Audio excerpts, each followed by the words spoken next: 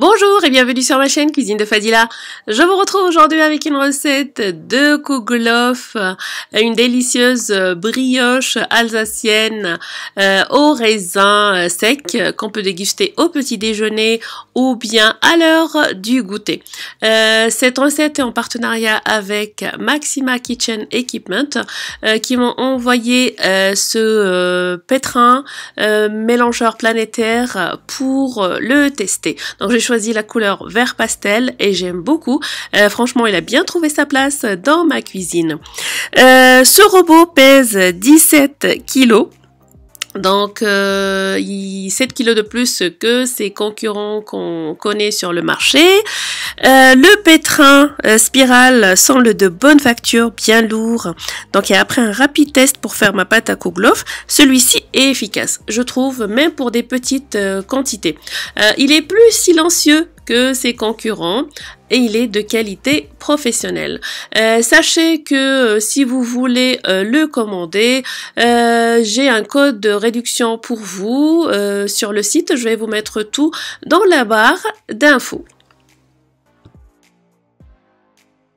Et pour la recette du kouglof, j'ai choisi celle de Christophe Felder.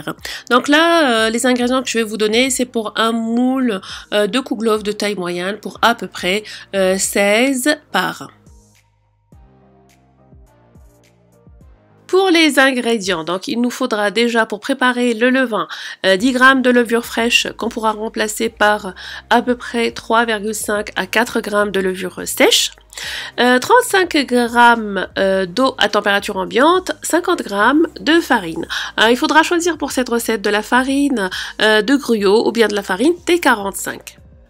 Pour la suite de la recette, il vous faut 125 g de lait à température ambiante, 250 g de farine T45 ou Gruyot, un œuf entier poids 50 g, 50 g de sucre en poudre, une cuillère à café de sel ou l'équivalent de 5 g, 65 g de beurre mou, donc pour le kouglof.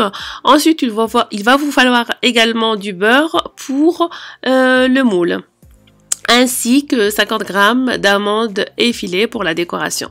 Et enfin, 50 g de raisins secs que j'ai fait tremper dans un mélange d'eau et d'eau de fleur d'oranger pour remplacer le rhum brun. Je commence par réaliser le levain. Donc dans la cuve de mon robot, je vais verser la levure. Donc si elle est fraîche, je vais l'émietter. Je rajoute l'eau, la farine et je mélange pour former une boule. Donc là, on va mélanger avec une cuillère en bois ou une spatule.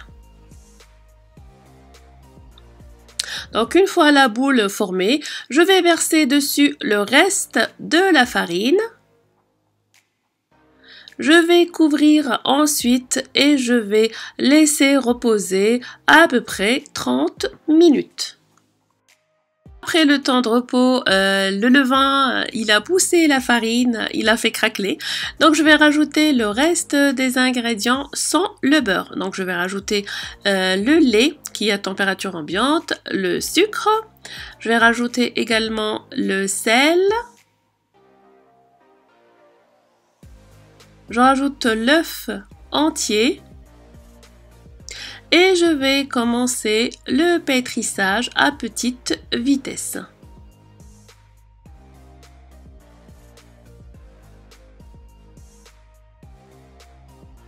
Je commence le pétrissage donc par vitesse petite à moyenne pendant à peu près 5 minutes.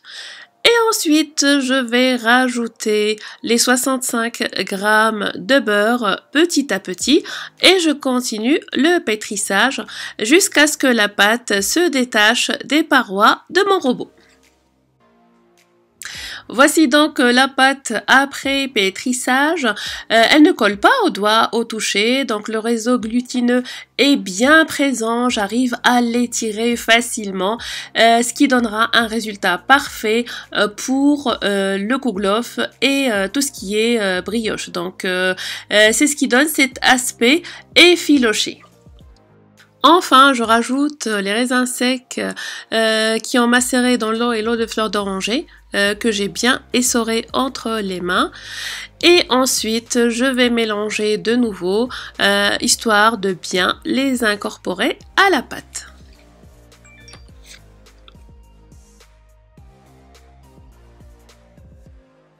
Une fois les raisins secs bien incorporés, je vais former la pâte en boule et je vais la couvrir avec un torchon propre et humide et je vais laisser lever pendant 1h30. Ensuite, je vais prendre le moule à kouglof que je vais badigeonner avec du beurre mou, donc les côtés, le centre, etc. Et ensuite, je vais saupoudrer d'amandes effilées. Je prends ensuite ma pâte qui a reposé et levé, donc je vais la retirer de la cuve de mon robot. Là, je vais essayer de moins la dégazer, donc je ne la travaille pas beaucoup, je vais essayer de former juste une boule en emprisonnant les bulles d'air à l'intérieur. Donc j'essaie de faire un trou au centre pour placer dans mon moule.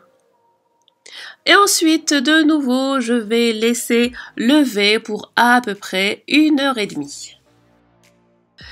Après repos, je vais préchauffer le four à 180 degrés et je vais faire cuire à peu près 30 à 35 minutes. Cela dépendra de votre four, donc il faudra surveiller.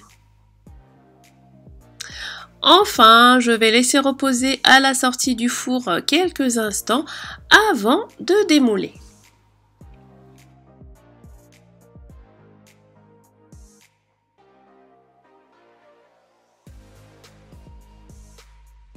Et enfin, laissez refroidir avant de déguster. J'espère que cette recette vous a plu.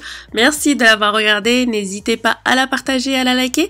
N'hésitez pas à vous abonner à ma chaîne. Activez la cloche également pour recevoir les notifications dès la publication de nouvelles recettes. Merci et à très bientôt pour une nouvelle gourmandise.